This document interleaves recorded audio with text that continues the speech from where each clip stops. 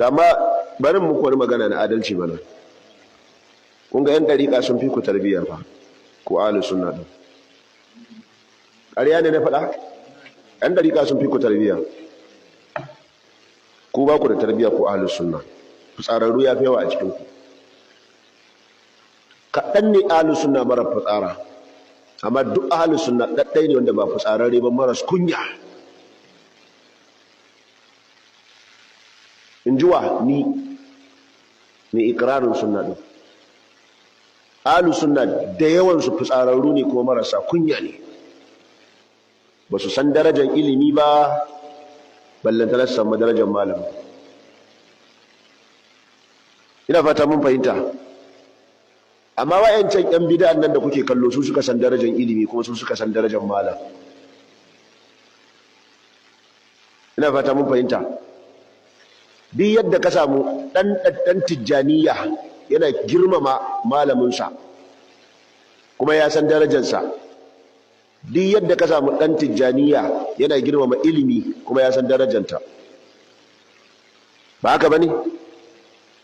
Duk yadda ka samu dan tijjaniya da ka je ka same shi a gaban malaminsa yana kimanta shi, yana darasta shi, baya cewa komai sai malam ya ce, baya daga kai sai malam ya ce daga kanka. Ladabi da biyayya. Idan kuma sun je wajen karatun to suna kimantawa, duk babba kuma suna ɗaukarsa da kima, suna darasta shi,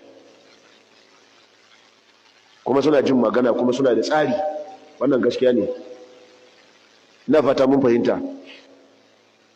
Yanzu da 'yan tijjaniya ne muke karatu da su a nan wajen, na rantsi da Allah tsarin da duk aka saka za a yi ɗaya ba za su canja ba. Yanzu kaga akwai tsarin da muke da shi na wajen zaman mu ma nan ba a canja ba. An yi? Wato ka gani.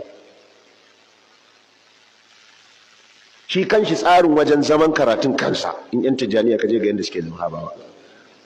Amma anan malamin in yace ga yadda za a ina babu.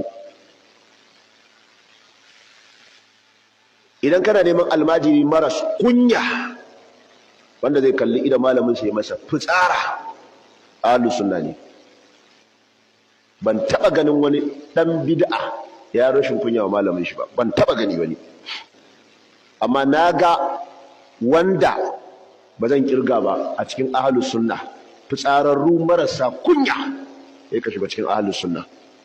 A cikin ahlus sunna ne wannan. Kowane dan banza kare sa bakin sa a wannan magana. Karwan dan ahlus sunna dan iska ya sa bakin shi a wannan magana. To ni tambaya ta anan yan uwa, ta yaya za a yi mara ladabi ya zama shine ahlus sunna, mai ladabi kuma ya zama shine wai dan bid'a? Tambaya ta biyu, ta yaya za a yi a ce mara ladabi shine wanda baya girmama malami shine ahlus sunna, wanda kuma yake girmama malami da majalisin ilimi kuma ya zama dan bid'a? Shin yan uwa, tambayar da nake muku guda ɗaya ce.